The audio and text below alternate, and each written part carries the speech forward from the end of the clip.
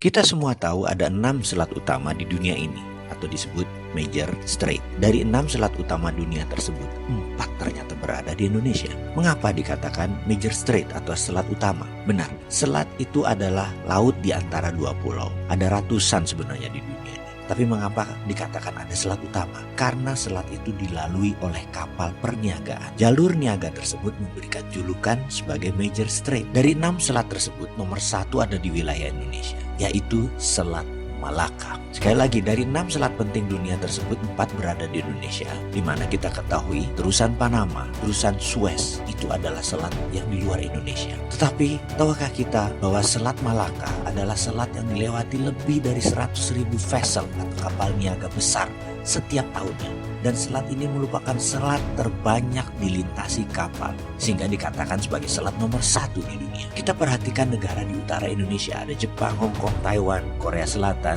Cina, di mana semuanya adalah negara produsen besar di dunia. 20% vessel mereka ke Amerika Utara, 80% kapal niaga mereka menuju arah Asia Timur, Asia Tenggara, Afrika, dan Eropa.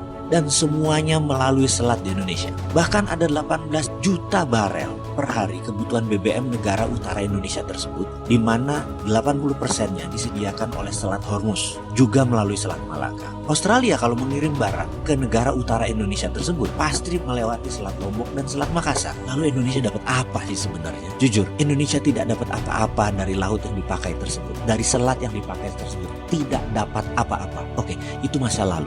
Kalau ke depan bagaimana? Bagaimana kalau kita kendalikan selat itu sebagai aset bangsa? Peraturan internasional tidak ada yang mengatur negara archipelago seperti wilayah Indonesia, seperti wilayah negara-negara Pasifik Selatan. Kita peraturan internasional itu selalu mengacu pada aturan kontinental atau daratan.